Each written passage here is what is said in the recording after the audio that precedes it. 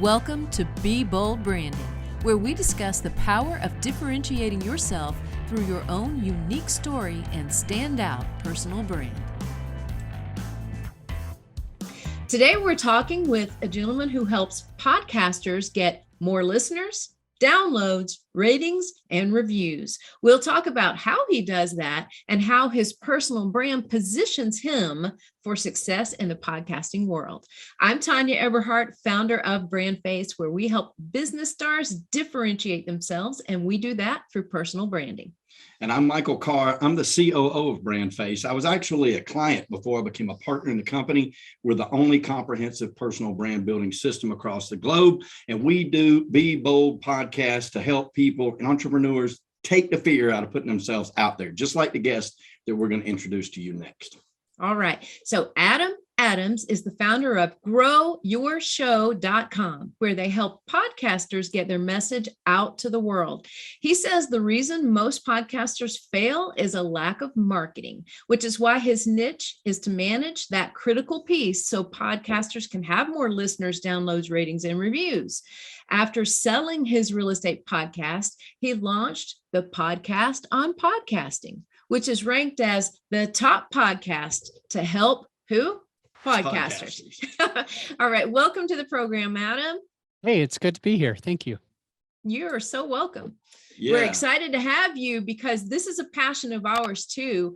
And I think we have so much in common when it comes to this topic. So let's get started. I definitely think that's the case. And, podcast is becoming the catchphrase of the world nowadays. You know better than anybody how many podcasts are coming online, but you also know better than anybody how many are failing by not doing it correctly. So let's start with a little bit about you. Like, tell us about what got you into profession, like what was your inspiration in your first podcast, and then how that led to where you are now. Again, I appreciate being on this show. You guys have a great show, and it's a topic that I'm really passionate about. So just like I started doing real estate investing when I was younger. This is my dad pretty much made me. And he owns all sorts of types of real estate investments. And he always said that was like the way that I needed to make my money. So I got started in that in college and really enjoyed it. But later on, when I moved to a new city, I moved to Denver, I didn't really know anyone. And I remember this saying, it was like haunting me. It was ringing in my head. Your network is your net worth. And I was feeling really bad because I didn't know anybody in this city and I was thinking I wasn't going to be able to make any money. So I decided that starting a podcast would really help me to network. It would help other people know who I was. It would help other people know my message, my branding, get to know me on a more personal basis, just because they can feel and hear and sense my personality and probably listen to many episodes at a time. Additionally, I knew that it would connect, just like I'm connecting with you right now. It would allow me to have good conversations with high-level people. I don't know if you ever heard like that you are the average of the 5 people you hang around. I believe in that as well. And I believe that when you have a thought leadership platform, it tends to bring those 5 people. It tends to like elevate those people and help me to be able to be connected with people like you and other remarkable people. And so I thought I've got to have a podcast. So I started one, and I did make a lot of mistakes, and would be happy to talk about the mistakes on the podcast if you want me to today. The point being that I ended up wanting to like start a new podcast, but I felt really bad about the first podcast because just like you, it takes time and effort. It's almost like a child. I mean, maybe that's an exaggeration, but it's something you love and you're passionate about.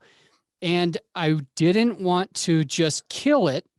I wanted to give it up for adoption. So I decided to give it to a better home, somebody who was doing something more focused on what my podcast was all about. So I ended up selling it. I ended up selling that podcast, and I went all in on helping other podcasters. So that's kind of my transition story. I still invest in real estate. I still think real estate is important, but my main business is supporting podcasters to get to the level they want to get to. That's awesome. Yeah, and I would love to hear some of those mistakes because, I'm quite certain we've made them too, and maybe even more. Right, exactly. Yeah, well, yeah, the marketing side of it is so important to us too, and I know it's important to the listeners on how to grow these things, and you definitely got a track record with it. So, do you want to share some of those marketing growth failures you might have ran into? Yeah, absolutely. How about this? How about growth learning opportunities? That's the way we. Yeah, for sure. I like that. I like that. The first one is probably just the messaging and branding. It's what your podcast is all about. It's what your business is all about.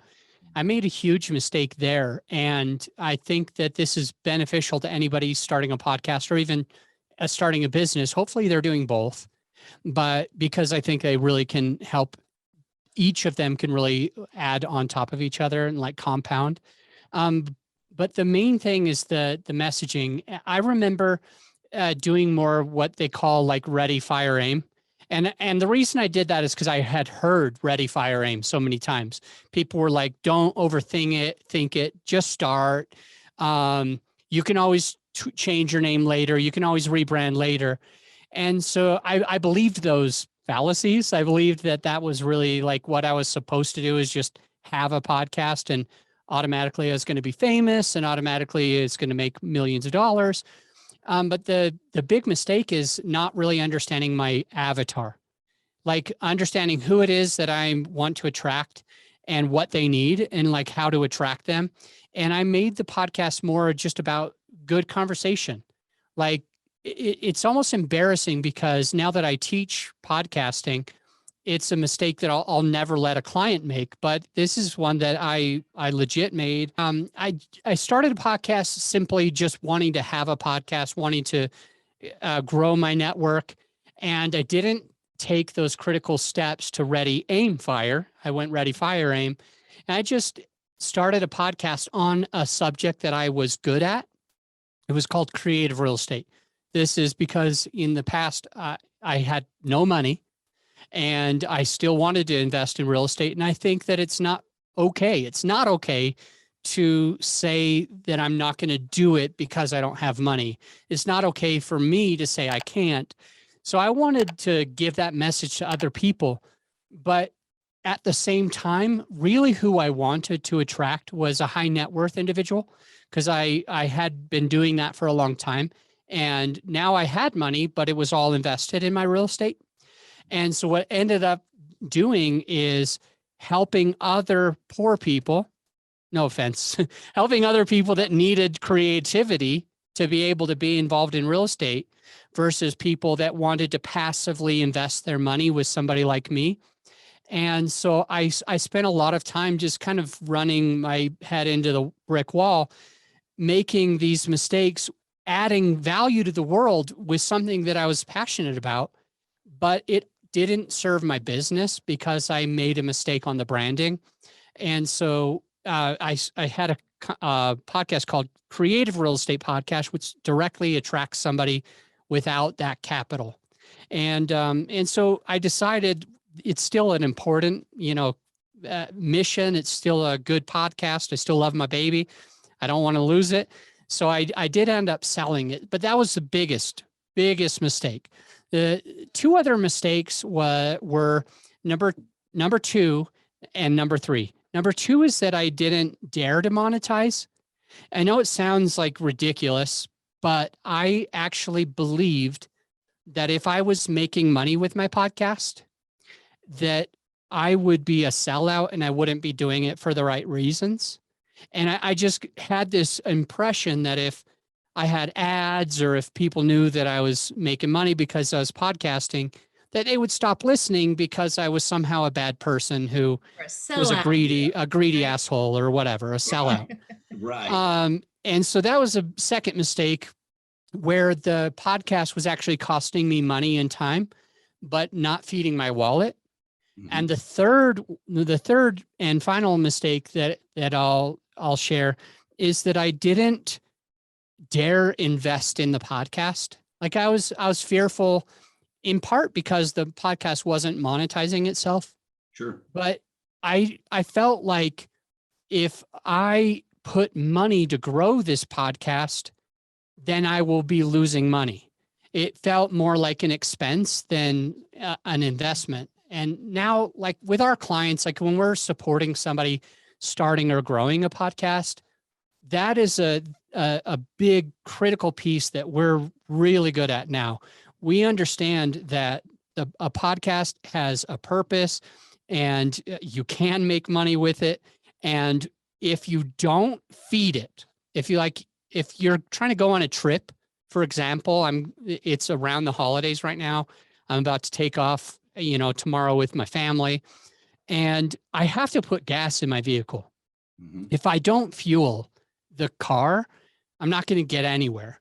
Right. And I was on some vacation with my podcast thinking I can't afford the gas, but then I wasn't also getting anywhere either. So now, like when someone's starting a podcast, if anybody's listening to this, I implore you, put fuel in that frickin' vehicle. Like make sure that you market it, that you grow it, that you get it in front of people, because there's two reasons why people start podcasts, and only two. A, they want to leave a legacy and give back. They genuinely want to help the world. B, they want to make money. And I hope there's people that want to do both, because you can do both. But the point is, if you want to leave a legacy and nobody's listening, you lost. Right. If you want to make money and nobody's listening, you lost. Right. If you're not marketing the podcast, you will lose this game. And it's more of an investment. You got to kind of change your mind from it. It's an investment into the growth, into leaving that legacy, into making those hundreds of thousands or millions of dollars that you've been planning or wanting to make ever since you started your podcast. So those are the three mistakes that I think I made. Those are really good ones. And, I would like to stay on this vein for just a minute. We have a series of questions we normally ask our guests, but this is so important. Like Tanya and I talk about it all the time, being marketers and branders in that space with coaches, authors, speakers, podcasters. Like, we know the numbers, right? It's climbed over 2 million starts now, a podcast. It's going to exponentially get bigger and bigger and bigger. And that sea of sameness is going to become even harder to be recognized in those space. So marketing and branding and spending the money on getting your podcast out there is so vitally important. But, like start a conversation, and you would know this better than even us. Start a conversation with other podcasters on being sponsors or advertising on they're like deer in the headlights. They're like, I don't know how to do that. I wouldn't even know how to take your sponsorship money even if I wanted to. It's amazing how this is really not even part of the overall conversation yet in podcasting, even though podcasting's grown to 2 million. Wouldn't you agree? In the vast majority. In the vast majority. Yeah. I mean, other than, let's exclude that top 7%, right? That's getting, the Joe Rogans that are, that's hacking on the millions and millions of dollars, but they're in a different, context, obviously, right now than somebody like us that would start a podcast. And you're right, you got to fuel that to reach, even if you want to give it the information away completely, you have to fuel that to be able to, even nonprofits have to bring in money to be able to do more nonprofit work, right? Yeah. I don't remember who this guy is. He's got a mouth on him for sure.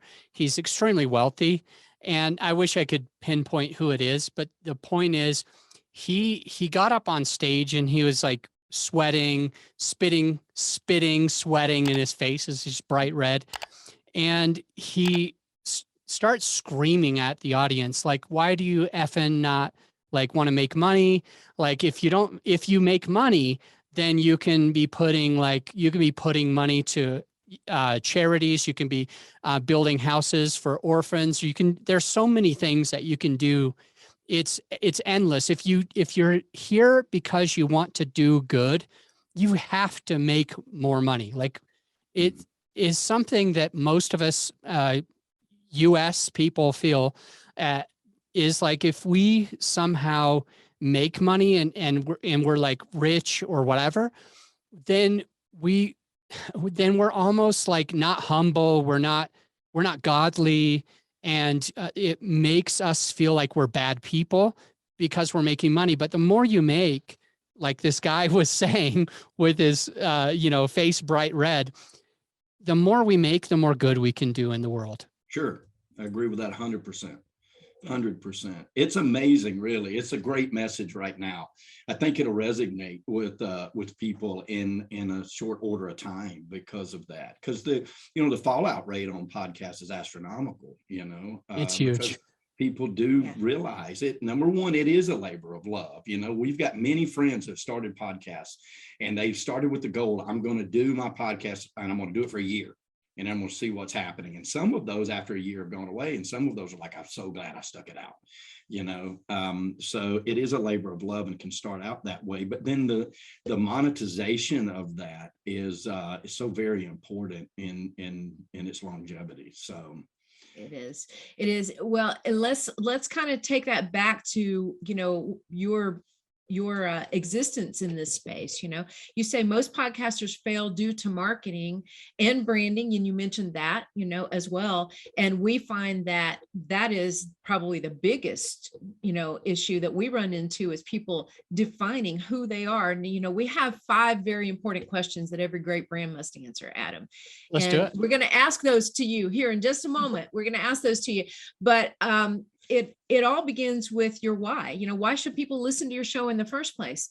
So I know that you help people with the marketing aspect of that, help them kind of hone in on their story as well, but mostly help them with the marketing and lead magnets and things like that. Because I love what you say is like, you have no business doing a podcast or even going on somebody's podcast unless you have a purpose for it, right? You need to have a purpose, and you need to have somewhere to send somebody, some call to action where you can make that or monetize that, time that you're spending on here on both sides of the fence. So talk just a little bit about that and why you decided to really focus more on that and helping people set themselves up for success when they start a podcast or go on a podcast. The reason that I started doing that is I started doing it as a friend to a few people, just because I had started a podcast before many of the people that were around me, especially in the real estate investing space. There's a lot of people that want to start podcasts so that they can attract, either coaching clients or passive capital. And so in my space of syndicating apartment buildings, is what it's called, there were many people that came to me and said, hey, I'm going to start. And I would just give them some tips on basically, here's the ways that I made some mistakes, which I made a lot more than we shared, those top 3. Here's some mistakes that I had made. Here's what you should be doing. And what was interesting is that a lot of my friends that were starting, their podcasts were just reaching unbelievable heights. They were ranking like across the world. They were ranking like top 1% in the entire world. They were having thousands of listeners instead of tens of listeners. Most podcasts don't have a whole ton of listenership, and they would start it right, and they would start making money. And I kept doing that, and for free. And there came a time that my coach and mentor, and I'm a huge believer in having a business coach or a personal coach in your corner, or both. Mm-hmm. My coach, my mentor, said that I'm really good at this, and it seems like I have a lot of passion for it, because in the mastermind, when people start talking about like social media strategies or podcasting strategies, my face would light up and I would just pour into them, and they would hear things that they had never heard before. And I started thinking about what he said, making me feel like this is my true passion. Like real estate's just a thing. Like it's a vehicle. It's wonderful. I'm happy about it. I always will do it. But this starting and launching podcasts the right way and not going ready, fire, aim is something that lights me up. And he basically just said, you need to be doing this, because he kept putting people in front of me and I wasn't charging anything. So we made it a business back in July of 2019. We just decided, hey, we're gonna actually like support people that are more than just my friends. We're gonna start helping other people. So that's kind of where that started, if that answers your question. And a couple of facts that might be beneficial for the listener is the last time that I checked, the number was 2.7 million podcasts out there. The last time I checked, that close to 90% of them don't make it. And now the jury's out on this. It's either 6 or 10 episodes, but close to 90% of them don't go past that 6 episode or 10 episode mark. And the whole reason why I think that is pod fade. And some of the, the 3 things that I already mentioned, like messaging, branding, not being willing to monetize, or not knowing that it's more of an investment to grow the podcast than it is like an expense, I think are 3 of the reasons. And there is probably one other reason why I think there's pod fade besides not really getting those listener base that you wanted. And it's simply because you're behind the 8 ball. It just means that tomorrow is Monday morning and you're supposed to have an episode come out of every Monday because that's what you promised your listener base. And it's Sunday night, you're with your family and you're cussing up a storm and you're like, I can't believe I have to get an episode out for tomorrow. What am I going to do it on? This podcast is really stressful. Is it really worth it? And because you're behind the 8 ball and not ahead of the game, you tend to like let go of the podcast. You skip 1 week and it makes it easier to skip more weeks. It makes it easier to let go of it. Your listener base isn't growing because you're not being consistent. So I would say that 4th thing, if you are going to start a podcast, like one thing we tell all of our clients is we want that entire first month of podcast episodes already recorded and edited and approved. All the podcast artwork for promotional, all of that's approved before you even push the launch button. I think that's been something that's helped our clients to not be able to not hit that pod fade, is always being like ahead of the game.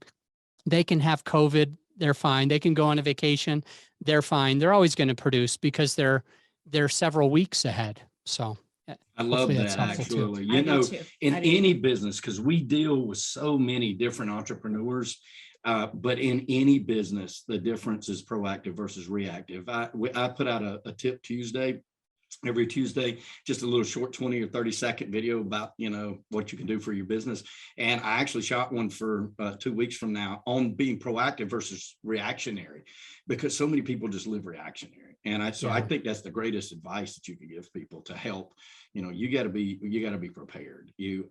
Preparation tends to bring a lot of luck. You know what I'm saying? It does. Yeah, they say that. It really does. In my lifetime. So yeah. What would you say are some indicators of whether or not a podcast will be successful on a launch like that, other than preparation? Well, if the person who's launching that podcast is committed to doing this no less than 3 years, I have a feeling that regardless how they sound in the first 20 episodes or 100 episodes, because we all sound stupid. I sound stupid as well. No question. As soon as if that person if that host is committed to 3 years or more at a minimum, I know that podcast is going to succeed. A long time ago, when I was in middle school, I was learning the tuba and I was playing in the orchestra and all that. And my band director made us memorize a quote by Calvin Coolidge talking about persistence and determination being I know it. omnipotent. And Yep. I remember arguing it. We had to recite this nearly every day. And I remember being like, no, smart people have an advantage. Talented people have an advantage. Genius. Yeah, genius. Yeah. And I remember just thinking like, this Calvin Coolidge guy is full of BS. Like, it's not all just persistence and determination. And as I've grown, like throughout the years, I've found that I've been able to achieve some remarkable things in my life, like on the track team or with my music stuff or with podcasting or with real estate, that the only reason that I did any better than anyone else is because I played the game longer. Yep. I got up faster when I got knocked down. And all of those like negative things are going to happen to all of us, self-doubt, failures. But when we as entrepreneurs can see that if we just go, if we just can become dauntless, like that movie, and just being able to go forward regardless of what else is around, think outside the box, be creative, move forward, get up, then it's inevitable. We are going to succeed. And I think that's a piece with the podcast is most people that start a podcast, they're not actually truly committed. They want to dabble in it. They want to see what it's like. And seeing what it's like for some people is one episode. For some, it's 6 episodes. For some, it's 10. For 90% of them, it's 10 episodes. And because we're on a bell curve and we haven't had that full trajectory within our first week, because we believe that if you build it, they will come. We're automatically famous just because we have a podcast. We don't have to market it or try. Right. When we think those things and the going gets tough, we quit. And so that's the one piece that I think is like one of the biggest ones that will help us in business that fail. Most businesses fail too, right? But podcasts fail. And if we can look at this as a minimum of 3 years, no matter what, I don't care who's listening or who's not listening. I don't care what's happening.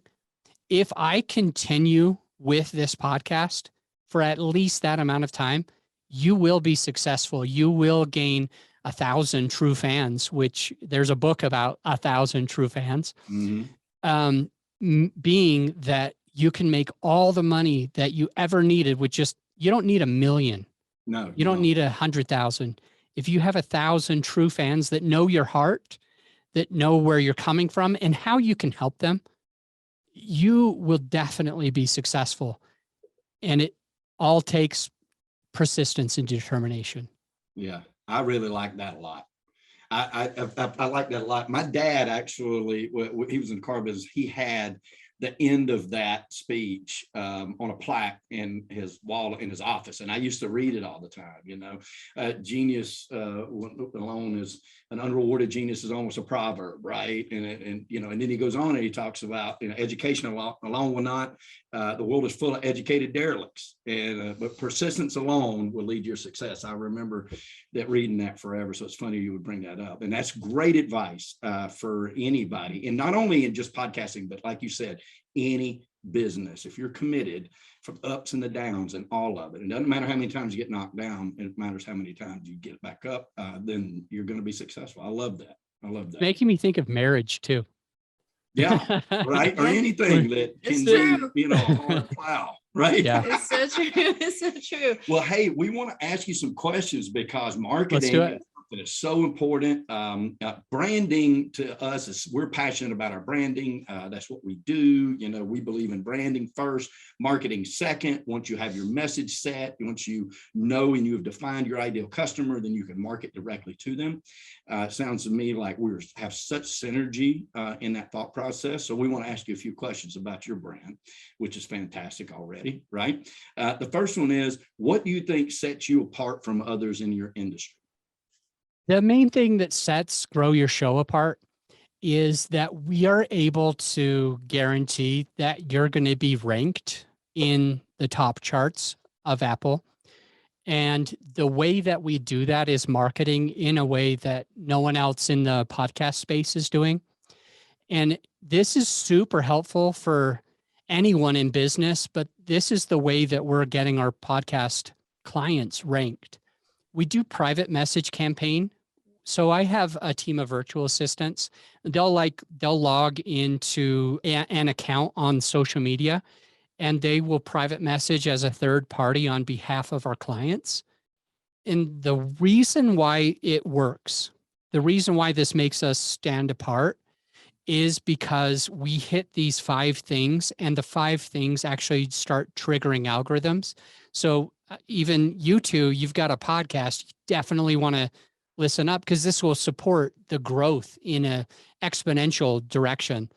When we do the private messaging, we want 5 things to happen, and all 5 need to happen, and they all have to happen in order, in sequence. If they're out of order, then they actually trigger the algorithm in the wrong way, and we actually lose rankings. Like our podcasts look worse because they're going out of order. And those 5 things are one,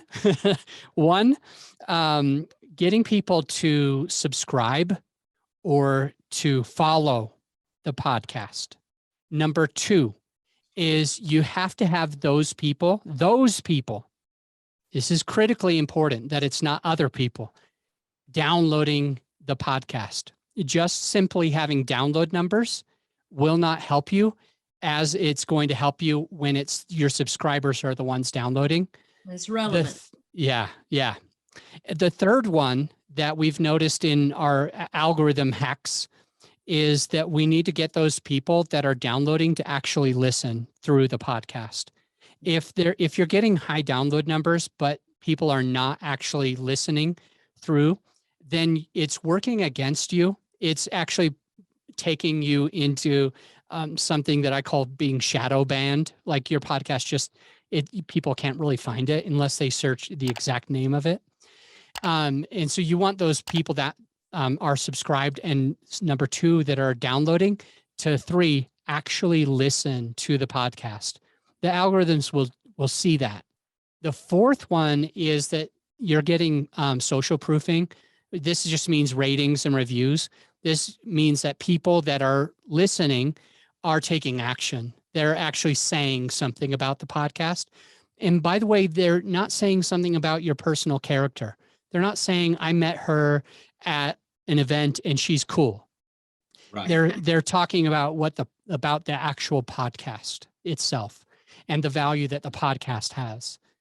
And the 5th one is that those people that are leaving those reviews are coming back to the podcast over time.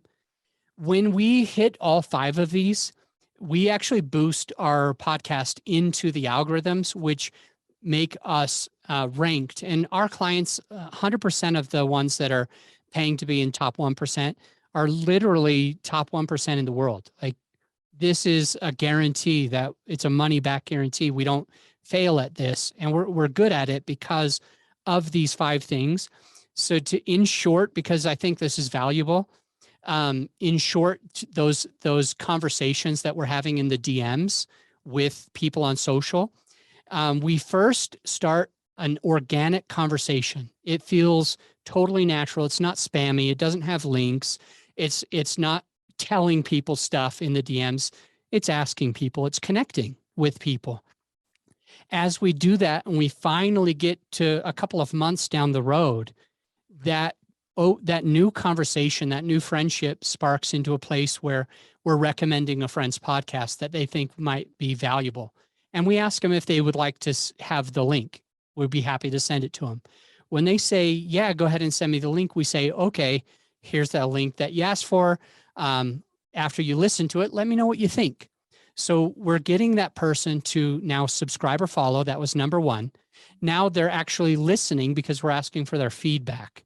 So they're downloading it and they're listening. So they're doing number 2 and number 3. And once they tell us that they liked the podcast, when they say something to the effect of, I really liked that BrandFace podcast that you shared with me of Tony and Michael. Thank you. What I liked about it was this guy on there, Adam Adams, taught me all about podcasting. We say, you know, it's funny. I just left a review saying almost the same thing because I like that episode as well. I bet they would be happy if you left, since you liked it so much, I bet they'd be happy if you shared your thoughts as well. And so this gets that person who's already, you know, done the first 3 to actually rate and review the show. And what we do to get that 5th piece, to get them to come back, is we do touches after 2 to 3 weeks, another one after 2 to 3 months, where we just say, oh my gosh, did you hear that last episode that just dropped? That was gold, wasn't it? ? And that allows them to keep coming back to the podcast. Mhm. And because of that, our clients get ranked when nobody else is like able to guarantee that. So that's what makes us stand apart. Love it. I took love it notes. too. I love it took too. notes. I wasn't answering texts. I took notes. That's gold, listeners. Yeah, I love it. I think it's fantastic too, Adam, because what he just described for you guys is the perfect example of an organic conversation through social media. Yes. Instead of just throwing links out there and moving on to the next one. It's like, oh, you like us? Hey, check out this link. And if you want to book a call, click here, you know, and those are just too quick, guys. And even though you're sitting there thinking, well, gosh, how long does that take? I mean, you know, that is the new world we live in. Get used to it because it is not changing. Agreed. People need to know they need to not be sold. They need to want to buy, and they need to know that they can trust you, that you're not just, your goal is not just to sell them something, it's actually to help them. And that conversation that Adam just described is perfection. Yeah, that's really good. Really good. Okay. Question number 2 in our 5 questions that every great brand must answer is, who do you serve? Exactly who are your ideal customers? Yeah, I have one main customer that is starting a podcast. They are busy. They are successful.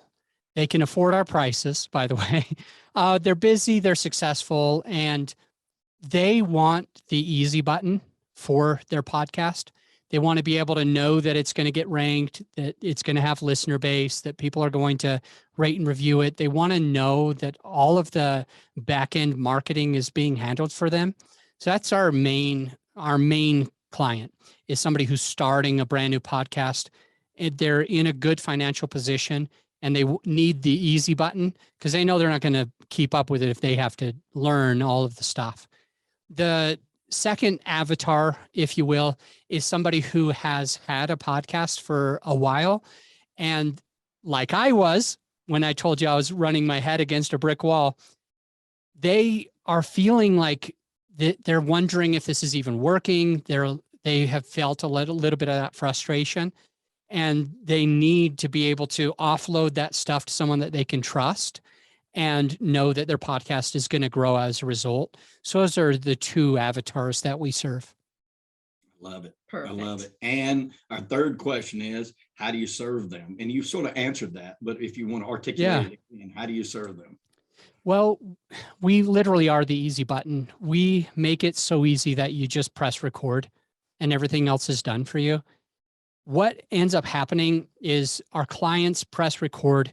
That recording magically goes to the cloud. It automatically just goes to the cloud. And that's when my team steps in. They record the content. They're the star of the show. And once it's to the cloud, what my team will do is we'll download the episode, we'll edit the episode, we'll cut out some filler words, we'll write the show notes, we'll create all the promotion materials, we'll email their guest for them once the promotion materials are ready. We'll schedule the podcast, we'll publish it everywhere that it needs to be published. We'll do paid marketing. We'll do all that hard stuff. So now your podcast is getting ranked and you only are pressing record. So that's how we serve you. We let you push record and be the star of your show. We do everything else. That's such a great service. Yeah, it is. And so this again may be repetitive, but I'm going to let you answer because sometimes we get a different answer. What qualifies you to serve your ideal customers? Yeah, I like that question because we all have imposter syndrome, even me.